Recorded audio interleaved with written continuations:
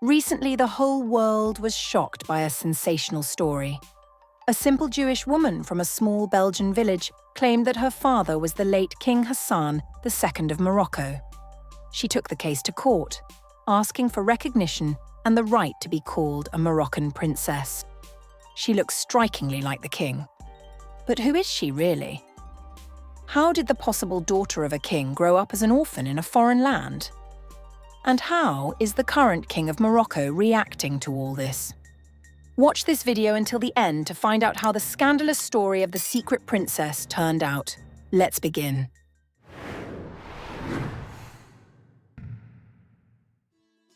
Morocco is an Arab country in North Africa, a kingdom with a long and rich history. The country is ruled by King Mohammed VI, who has been appearing in public less and less lately. But his life hasn't been as intense as that of his father, the legendary King Hassan II. He took the throne in 1961 and became one of the longest ruling leaders in the Arab world. King Hassan had 2 wives. His first marriage didn't result in children, so he married again, this time to his first wife's cousin. The royal family had 5 children, 2 sons and 3 daughters. Like his ancestors, Hassan had a large harem. Rumour has it, he had around 80 women. Some were inherited from his father. Others were given as gifts by tribal leaders. The women in the harem had different duties, like dressing him and preparing incense. Later, his son Mohammed disbanded the harem and ended this old tradition. But besides the harem, Hassan also had many love affairs. One of the most famous was with the French actress Illegitimate. The press covered their relationship widely. They were together for 5 years, and their romance ended when Hassan became king. But unlike his public affair with the actress, there were other relationships that remained hidden forever. Many years after the king's death, a Jewish woman said she was the result of a romantic relationship between her mother and then Crown Prince Hassan. So why was this story kept secret for decades? And what happened to the life of this secret princess? According to her, in the 1950s, the young prince, heir to the Moroccan throne, walked into a fashion store in Casablanca. There, he met a beautiful 17-year-old shop assistant named Freya Benzaken. That's how their secret relationship began. A black palace Mercedes used to come to her house. Boxes of meat, fruits, and vegetables were brought from the car. For a family without a father and struggling with money, these palace gifts were a real blessing. But why did this fairy tale romance with the prince come to an end? After 2 years, Freya became pregnant and gave birth to a baby girl named Hedva. The baby wasn't wanted, not by the royal court, and not even by her own mother, who already had a 2-year-old son at the time. Right after giving birth, Freya boarded a plane with her son and fled Morocco for Belgium. Baby Hedva was left behind with her grandmother, who was furious at her daughter's actions. A few months later, the grandmother sent the baby to her mother. The baby was wrapped in a blanket, placed in a wicker basket with a bottle of milk, and handed to a flight attendant. But at the airport, it wasn't her mother who came. It was her mother's lover, who took the baby to a foster family with many children. She grew up among orphans, abandoned by her own mother in a foreign country. At that time, her mother was working as an actress under the name Anita Benzaken. She was glamorous and striking, always surrounded by men. She preferred to pay the foster family rather than raise the child herself. Only occasionally would she bring her daughter over to visit her fancy apartment with big rooms. At 13, Hedva entered an elite boarding school. Her mother bought her expensive clothes, as if she wanted to show everyone her well-mannered, beautiful daughter and look respectable herself.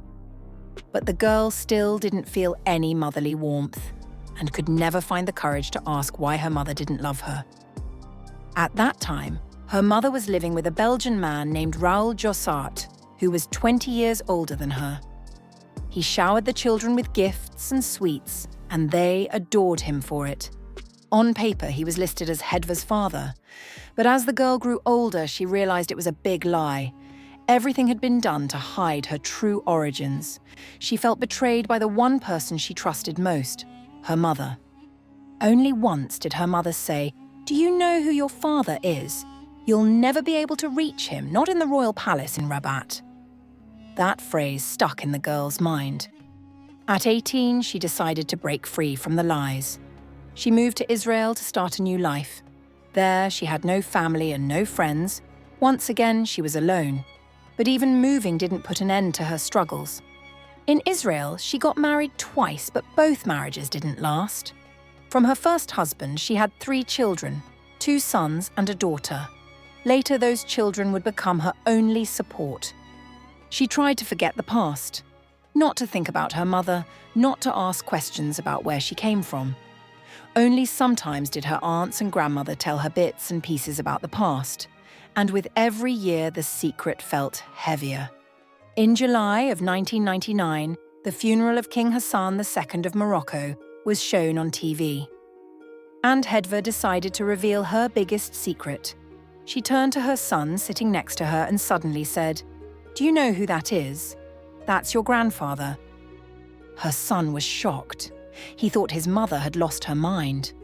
But she went on and, for the first time, told the secret she had kept all her life. About her mother, about the palace cars her grandmother had told her about, and the phrase, "You'll never reach him in the palace in Rabat." Her son Eldad became the one who supported her decision to go all the way. He brought together a team of lawyers, private investigators, and strategists. A real battle for recognition had begun.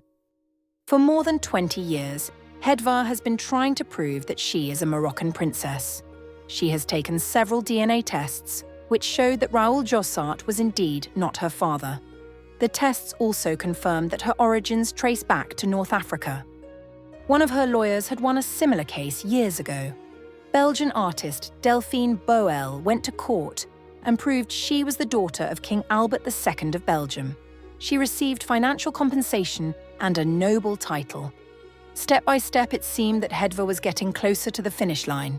She changed her name and took her mother's last name. Now she is Jane Ben Zaken. For her, this name became a symbol of the fight for recognition. But the biggest obstacle is the royal family of Morocco. The woman asked for a DNA test with one of King Hassan's official children. But they have diplomatic immunity and are not required to take part in any testing.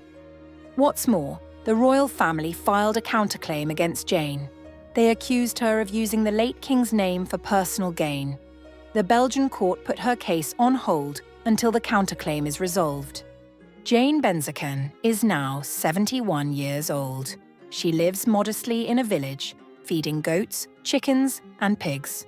She still believes she will be able to prove to the world that the late King of Morocco was her father. In her opinion, out of all his children, she is the one who looks most like him. She still dreams that one day she'll go back to the land where she was born, find peace, and finally feel that she belongs. And what do you think? Could this simple woman really be a Moroccan princess? Or is it all just about money? Write your thoughts in the comments. We'd love to read them. Thank you for watching and for your likes. See you next time.